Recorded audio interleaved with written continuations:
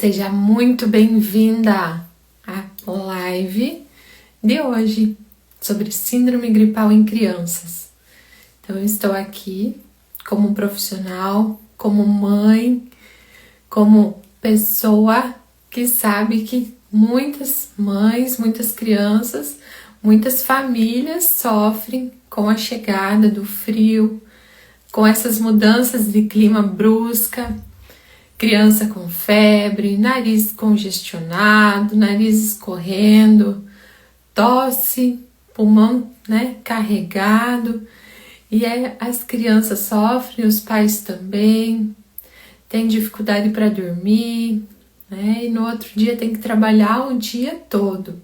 Então eu quero falar um pouquinho hoje sobre as síndromes gripais.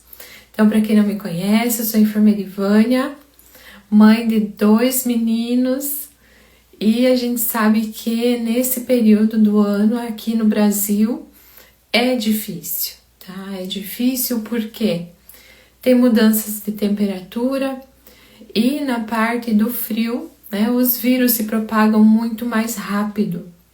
Se propagam da parte respiratória, através de tosse, lugares fechados, espirro, e tudo isso compromete muito, muitas crianças, principalmente quando a imunidade está um pouco baixa.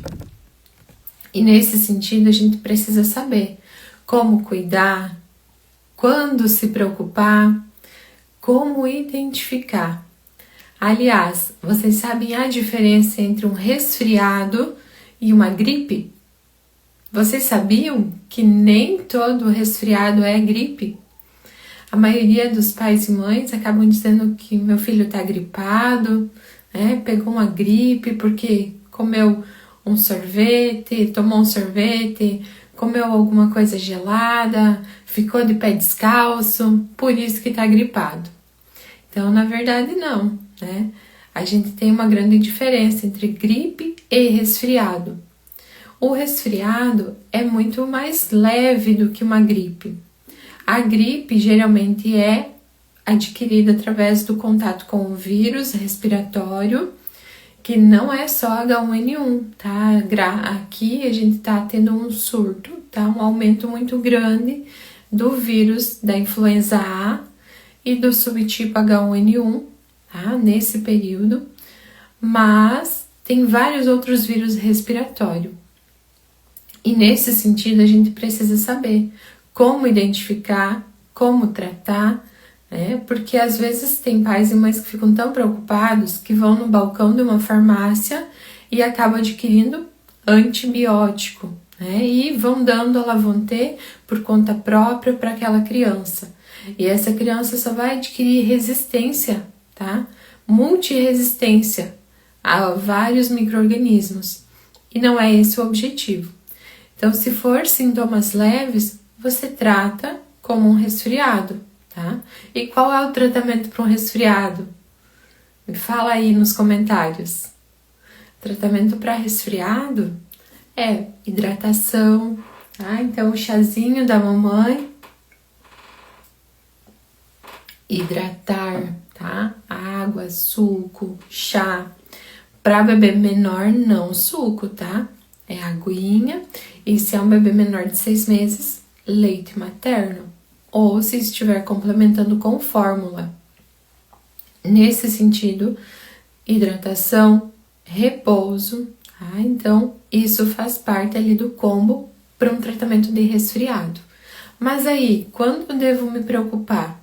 Em que momento eu devo procurar ajuda? Primeira noite de febre, eu vou lá consultar? Será? A febre, gente, nós não precisamos encarar como algo ruim. A febre é boa, significa que o organismo está tentando combater, porque nós temos um organismo que tem o sistema de defesa. Então, ele vai combater, Mas claro que às vezes ele precisa de ajuda, sozinho ele não consegue.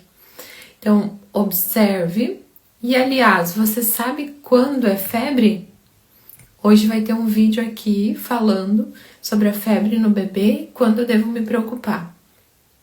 Porque tem muitos pais e mães que não sabe interpretar um termômetro, tá? Não sei se você tem aí, mas faz parte do kit de primeiros socorros você ter um termômetro para saber a temperatura do seu filho e de toda a família. Então, façam o quê? Observem se essa febre está acima de 37,8. Menor que 37,8, a gente chama de febrícula. Agora, acima de 39 é febre alta e precisa sim ser levado para um pronto atendimento ou unidade básica de saúde. Nesse sentido, você precisa saber que nem toda febre é alarmante. E a gente não pode ir no primeiro dia de febre, porque às vezes o médico não vai descobrir o foco, não vai identificar de onde está vindo essa febre. Então você precisa ficar alerta, atento aos sinais de alarme. Quais são os sinais de alarme na parte respiratória? É aquela criança que está com dificuldade para respirar, né? É aquela criança que começou a ficar com a boquinha roxa, com as extremidades roxa, gelada, fria. É aquela criança molinha, tá? Aquela criança que tá prostradinha, que não sabe, né? Não tá querendo comer. A gente fala, né? Tá meio borocochô, tá jururu, que não quer comer, tá prostrada. Então, esses são os sinais que você precisa procurar atendimento médico. Aquela criança que não quer comer, que está com uma recusa alimentar. Então, por quê? Se ela não quer comer, ela vai ficar desidratada, pode baixar o açúcar no sangue, dar uma hipoglicemia. Então, nesse sentido, precisa procurar ajuda. Agora, se for sintomas leves, uma coriza, né? Uma narizinho trancado, então tem que lavar bem com o soro fisiológico, sabe? Tem a opção de seringa, tem a opção do sorinho em spray, aquele em jatinho, tem a opção daquele jato contínuo que tu coloca o soro fisiológico, mas o propósito é deixar o nariz limpo, porque isso vai facilitar a respiração da criança, tá? E ela vai se sentir melhor. Então, sintomas leves, trata em casa. Quando deve se preocupar? Nesses sinais de alerta que eu acabei de falar. Então, assim, precisa ter uma atenção, um cuidado, mas eu acho bem importante falar isso porque é muito comum, tá? Eu falo como profissional de saúde. É muito comum os pais se preocuparem na primeira febre da criança, aí levam consultar, só febre. Qual é a queixa? Febre. Mas a criança está comendo bem, tá? A criança está dormindo bem, não tem tosse. É difícil o profissional encontrar o foco no primeiro dia. Aí lá pelo segundo ou terceiro dia, a criança começa a ter dificuldade para comer, começa a salivar. Aí tu já vai observar o quê? Que tem algum foco na região da garganta. Mas no primeiro dia não tinha. Aí tem pais que às vezes acabam ficando bravos com o profissional que não identificou o foco, mas não entendem que procurou, que foi no primeiro dia. E aí o que aconteceu? Realmente ainda não tinha o foco, né? Então tem que ter atenção e saber quando procurar ajuda, né? Mas eu não falei sobre o que é. O que é a síndrome gripal? É um nome, né? Que a gente fala de síndrome porque ele é um conjunto. É um conjunto de sinais e sintomas que eles vão indicar que tem uma infecção viral por aí. Então não adianta, né? Comprar o antibiótico sem atendimento médico. Precisa passar por uma avaliação criteriosa. O que é um antibiótico? É um medicamento que só, né, é vendido com receita e ele serve para tratar infecção. Infecção por bactéria, tá? Antibiótico trata infecção por bactéria. Aí tem o antiviral, que trata infecção por vírus. O mais comum é o Tamiflu, mas tem que ter todo um critério para ser administrado, porque ele não é um medicamento comum, né? Então ele só é utilizado em situações que precise, como é o caso que a gente está usando hoje no H1N1, né? E aí um exemplo de resfriado, né? É aquele nariz congestionado, é aquela criança que está com uma febre baixa, né? Então, pode ser tanto um resfriado, como uma gripe, ou até mesmo Covid. Então, a síndrome gripal pode envolver esses três, né? Resfriado, gripe, que é a influenza, ou Covid. Então, a gente precisa avaliar a gravidade, né? O estado que está, né, essa criança, que geralmente vai dar febre, pode ter tosse ou não, pode ter dor de garganta ou não, coriza ou congestão nasal, mal-estar no corpo, né? Aquela dor no corpo, aquela criança prostrada. Então, geralmente esses são os sintomas. Mas a gente tem que observar essa criança para ver se é necessário ir para um atendimento médico ou se eu consigo resolver em casa, né? Para eu estar monitorando essa criança. Então, é indispensável ter um termômetro e a gente observar como está a parte respiratória, se ela está com dificuldade respiratória, com esforço respiratório. E aí eu pergunto para vocês, um bebê é difícil, né? A criança maior, ela vai falar: mãe, tá pesado para respirar. Mãe, tô com dor para respirar. Mãe, eu não quero comer. Mãe, me deixa quieto, quero ficar deitado. Agora o bebezinho, como eu vou saber se ele não fala? Né? O bebezinho não fala ainda. Como eu vou identificar que ele tá com dificuldade para respirar? Na parte da amamentação. Então, muitas vezes as mães estão amamentando aquele bebê e para ele mamar, ele tem que sugar. E ele tem que sugar e respirar. Então, se ele estiver congestionado, ele não vai conseguir mamar. E aí ele não vai querer mamar. Então, há uma diminuição nas mamadas que a gente vai identificar no bebê. O choro dele geralmente é um choro irritado. Não é aquele choro de desconforto leve. É um choro de uma criança que está irritada. E a febre, né? Você vai identificar a temperatura acima de 37,8, tá? Então, bebê menor de 2 meses que tiver com febre, não medica. Leva para consulta, leva para atendimento médico, tá? E aquela criança também que tá com roxinho no lábio, o narizinho tem parte para dificuldade para respirar, tem as aletas nasais que a gente fala, tá? As asinhas do nariz é o batimento, é um dos sinais também que precisa de atendimento médico. E se ela tá com aquela respiração pesada e muito rápida, quer dizer que tem algo errado ali no pulmãozinho. Mas na dúvida, ficou insegura, procura atendimento médico. Não medica, não leva na farmácia, tá? Precisa levar, porque lá no hospital ou na unidade de saúde a gente tem o estetoscópio. Esse aparelho é importante para a gente fazer o quê? A ausculta do pulmão da criança, do paciente, para a gente ver se tem algum ruído, algum chiado, algum ronco, algum sibilo. Então é muito importante, se tiver na dúvida, não medica e leva para atendimento. Tira todas as dúvidas com o profissional, tá? Não tenham vergonha de pedir, não tenham medo de pedir, porque é dessa forma que a gente vai construindo. E a gente sabe que principalmente no primeiro filho, né? Toda febre preocupa. Então eu sei, eu passei. Aí tem a tal da bronquiolite. Não sei se vocês já ouviram falar. Isso é comum dar também no período do inverno. O que é a bronquiolite? Ela é uma infecção na parte dos brônquios, na menor parte ali dos alvéolos do pulmão.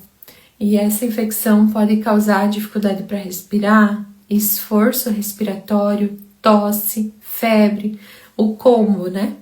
E em muitos casos precisa de um atendimento, porque às vezes é necessário até internamento. Deixa eu contar para vocês. O Joaquim, que é o meu menor, teve bronquiolite com 4 meses, gente. 4 meses. E como que aconteceu isso? Eu tava em casa, né, em licença maternidade, mas o meu mais velho, escola, né? Faz parte da vida, a gente não consegue ficar dentro de uma bolha. E voltando da escola, ele voltou com tosse, né? Imagina, numa sala de aula, 20 crianças, é normal e esperado. E ele tossindo dentro de casa, e o Joaquim acabou pegando o vírus, né? Não sei qual vírus era, mas começou com a respiração pesada. Eu tinha um estetoscópio, eu tava com um ronco no pulmão, e ele começou a não querer mamar. Ele pegava o peito e girava a cabeça e não queria mamar. De novo, né? E de novo. E no segundo dia eu falei, não dá. Então ele começou a ter febre, ele estava com 4 meses, eu dei um antitérmico, que a gente dá uma gotinha por quilo, ou paracetamol ou dipirona, mas tem que ter muito cuidado porque tem crianças que têm alergia à dipirona. Então a gente cuida nesse sentido, e se o médico prescrever você tem em casa, né, medica com cuidado e observação. E aí eu achei importante levar para atendimento. E a pediatra falou, não, ele tá com bronquiolite, né? Gente, 4 meses. Eu cheguei a chorar, porque assim, a gente faz tudo certo, dá mamazinho só no peito, evita o contato com pessoas assim de parte de aglomeração, principalmente no período de inverno, tenham muito cuidado sobre isso. Ambientes fechados não é o ideal para criança pequena, tá? E mesmo assim ele estava com bronquiolite e teve que ir para antibiótico, teve que ir para bombinha, sabe? Com aquele espaçador, salbutamol. Então com 4 meses, xarope doce, né? Que a gente fala para evitar o açúcar até 2 anos. E com 4 meses é o que tem, né? No momento, xarope doce, antibiótico, e foi feito o tratamento para bronquiolite. Mas, nesse sentido, eu queria alertar vocês, tá? Então, a gente não consegue, como eu falei, estar dentro de uma bolha, mas a gente precisa tomar medidas que previnem a parte respiratória, que previnem as síndromes gripais. Então, para crianças maiores, orientem a higiene das mãos, tá? Antes de comer, depois que foi no banheiro, porque isso eles criam o hábito, eles levam para a vida, tá? Então, crianças maiores, parte da higiene das mãos, etiqueta respiratória. Então, espirrou aqui, nunca aqui, tá? Então, orientem, ou aqui, ó, tá? Orientem eles que no começo eles não vão lembrar, mas quando eles criar o hábito, eles sabem disso e eles já se policiam. Então, vou almoçar, tá faltando alguma coisa, o que é? Higiene das mãos. Na escola também eu sei que as professoras trabalham muito sobre isso, mas é aqui que carrega os micro-organismos.